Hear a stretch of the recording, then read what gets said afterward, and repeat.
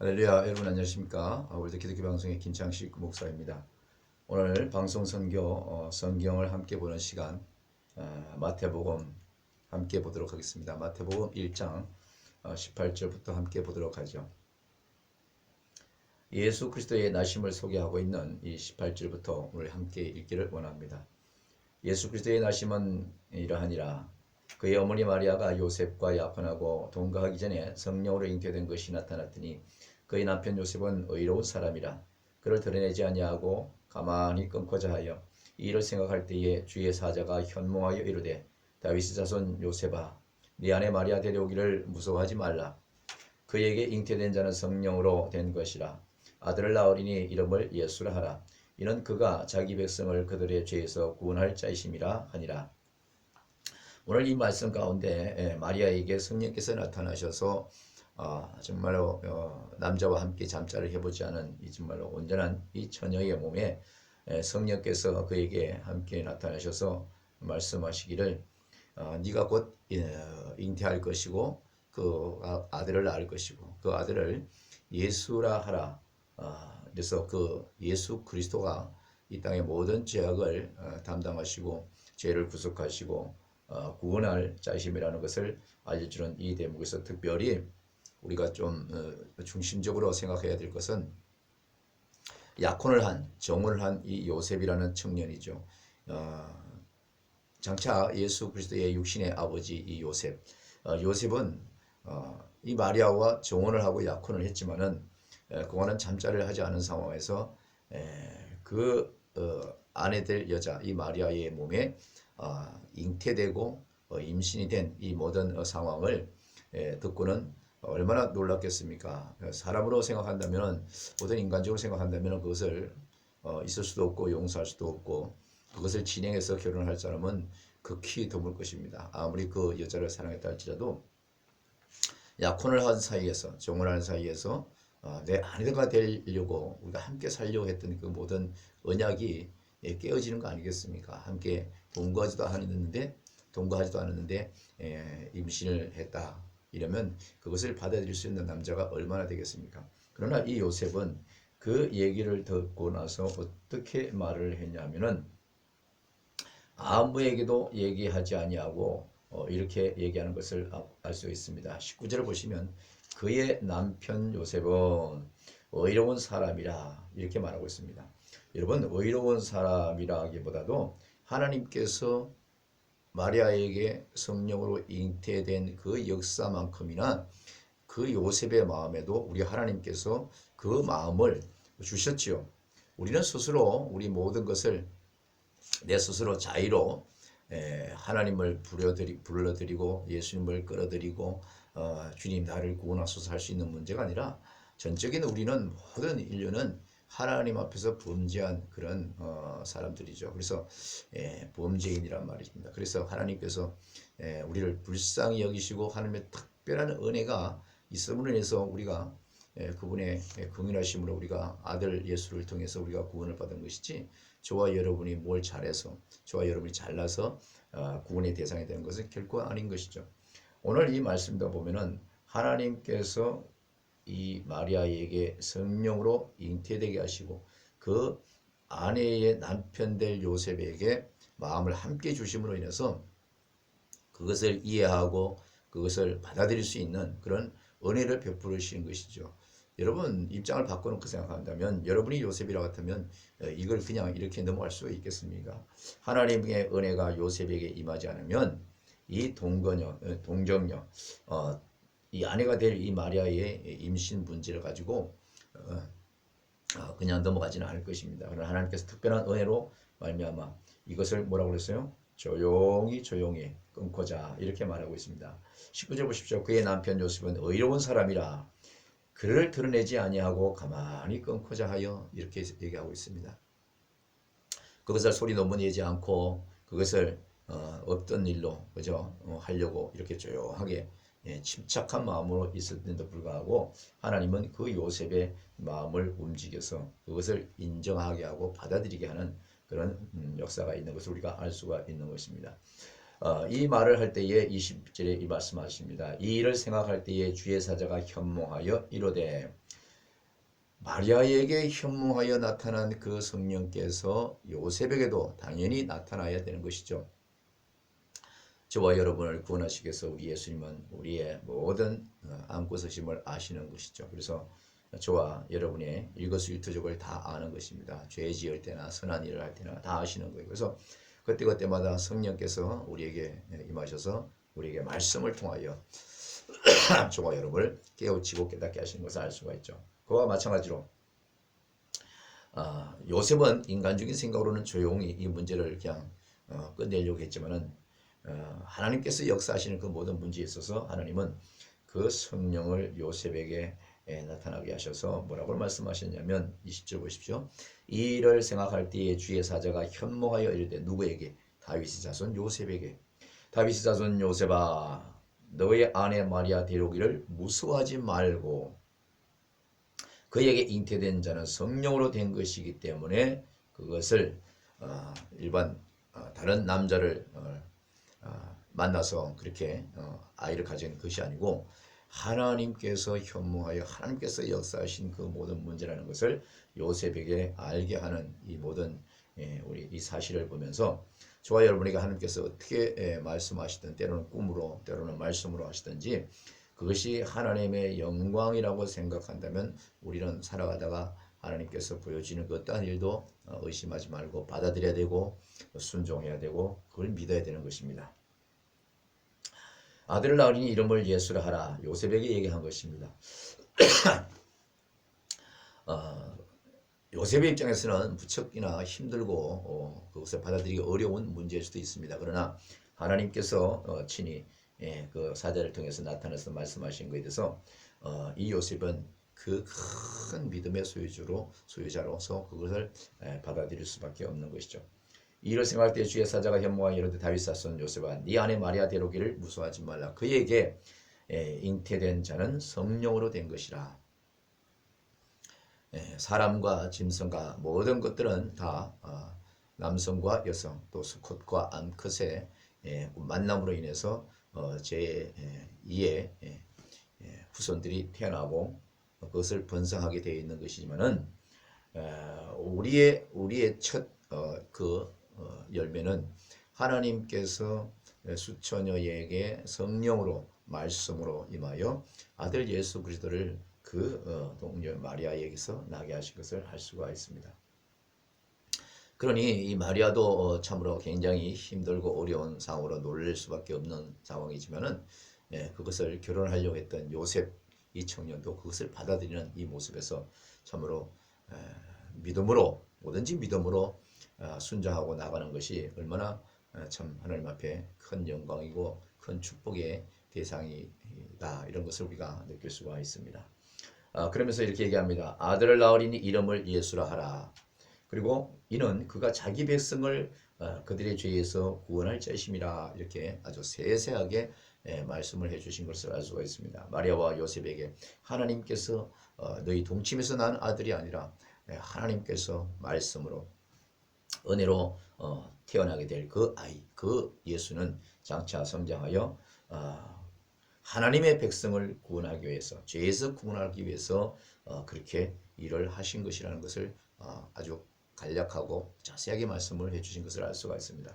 다시 말하면 왜 죄이고 왜 누구의 백성이 죄인가 이것을 다시 한번 짚고 넘어가야 되는데 우리 모든 사람들은 하나님께서 말씀으로 천지 창조를 하시고 그 모든 만물을 아담과 하에게 주셨습니다. 그 아름다운 에덴 동산에서 모든 것을 누리며 모든 것을 먹으며 마음껏 하나님께서 이 사람보다 먼저 지은 모든 것을 창조하신 것을 관리하고 지배할 수 있었는데 다 활용하고 이용할 수 있지만은 선악을 알게 하는 그 선악과는 절대로 선악의 나무의 과일은 먹지 못하게 하시는 하나님께서 인간에게 특별한 약속을 해주신 그 문제가 아담과 하에게 주어졌는데 그만 하와를 통해서 마귀는 하와를 접근해서 그것도 하와는 또 자기 남편 될 아담에게 유혹함으로 인해서 그것을 얘기함으로 해서 그만 그 남녀가 아담과 하와가 하나님의 약속을 저버리고 선악을 알게 하는 그 과실을 먹음으로 인해서 에덴 동산에서 쫓겨날 뿐만 아니라 늘 풍요롭게 일하지 않고 늘 즐겁게 뛰놀며 먹고 마실 수 있는 모든 것들이 주어지는 데 불구하고 그 이후로는 정말 모든 것이 땀 흘려서 일해야 되는 이런 환경이 우리에게 주어진 것을 알 수가 있습니다.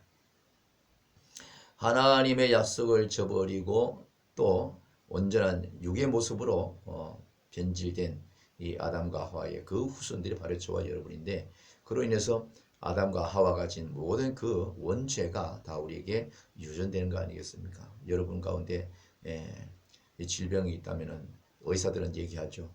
조상 대대로 내려온 그 DNA를 검사해서 당뇨의 DNA가 혹은 고혈압의 DNA가 뭐 치매의 DNA가 여러 가지로 질병을 위에 가족력에는 없는지 이걸 확인하는 것을 여러분이 병원 가서 가끔 접하지 않습니까? 그런 것처럼 아담과 하와가 진 이 모든 죄는 우리에게 고스란히 유전으로 우리와 뜻한 것 상관없이 내려온 것을 알 수 있습니다. 그러나 이 모든 죄를 지음으로 해서 그 죄는 하나님께로서 온 것이 아니라 마귀의 유혹으로부터 넘어왔기 때문에 하나님께서는 우리 모든 인류를 죄인으로 하나님의 말씀을 떠난 그런 사람으로 취급을 해버렸던 것이죠. 그래서 하나님과 원래는 아담과 하와는 늘 같은 마음 같은 은혜로 이렇게 지낼 수밖에 없는 그런 모형으로 지어졌지만은, 그 이후로는 죄를 지은 이후로는 하나님의 눈밖에 난 그런 사람으로 우리가 속된 말로 낙인 찍힌 그런 죄인으로 취급을 받는 것이죠.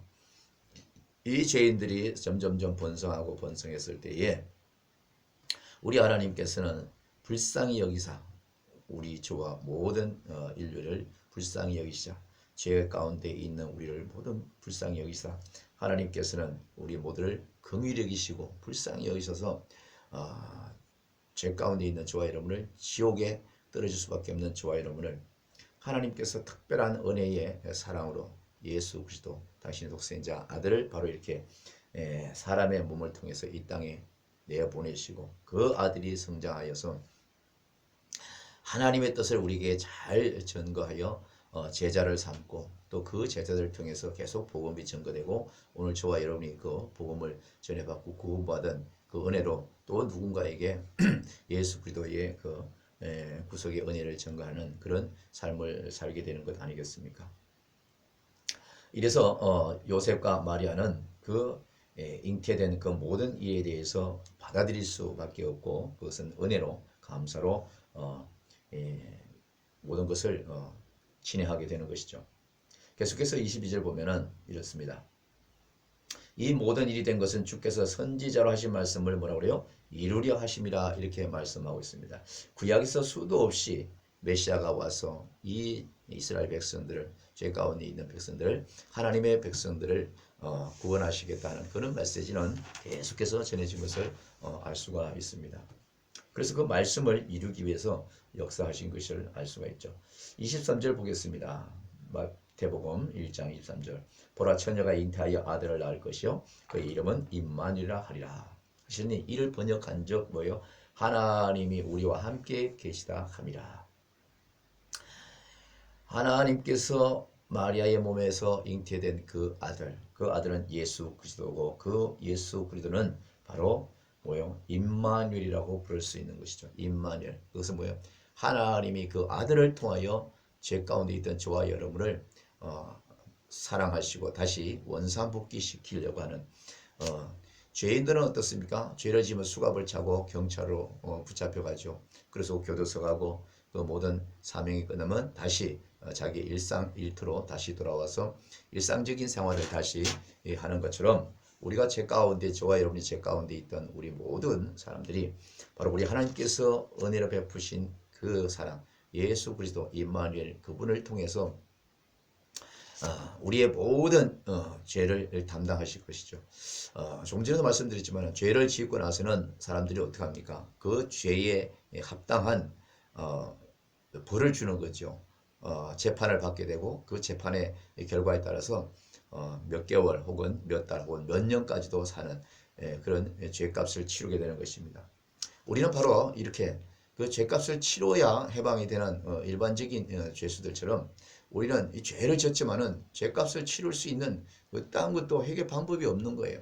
구약에서 많은 선지자 제사장들이 죄를 지은 백성들을 대신해서 소와 양을 잡아서 수도 없이 향기나는 제사를 하나님 앞에 드렸지만은 그 아까운 생명들 소와 양과 비둘기만 다 수천 마리씩 수십 마리씩 죽었을 뿐이지 여전히 그 제사를 지내고 나면 제사 지내고 회개할 때만 죄 용서를 뉘우치지만 결국은 이 속성은 사람에 있는 이 사단 마귀가 들어와서 함께 우리를 유혹에 빠지게 하고 끊임없이 죄를 지은 것을 또 잊어버리고 또 죄를 반복하게 하는 그 사단 마귀가 저와 여러분과 늘 동행하는 것을 우리가 알아야 되는 것입니다.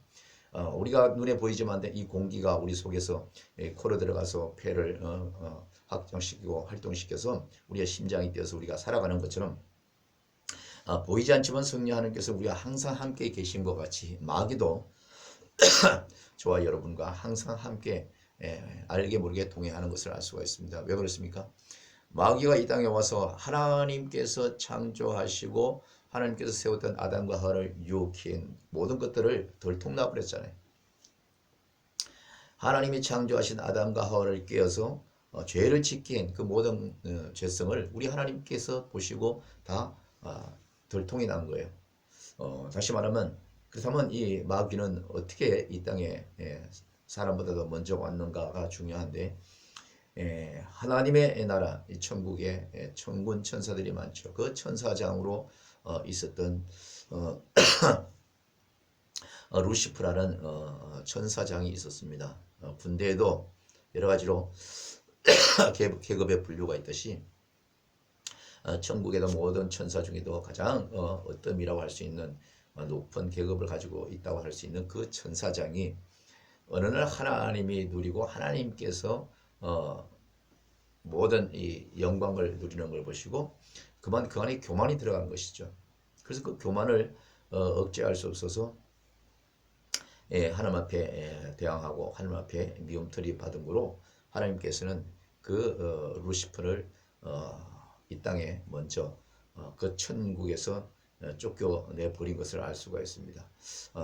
우리가 알다시피 하나님도 영이시고 그 천사도 역시 눈에 보이지 않지만은 악한 영이죠.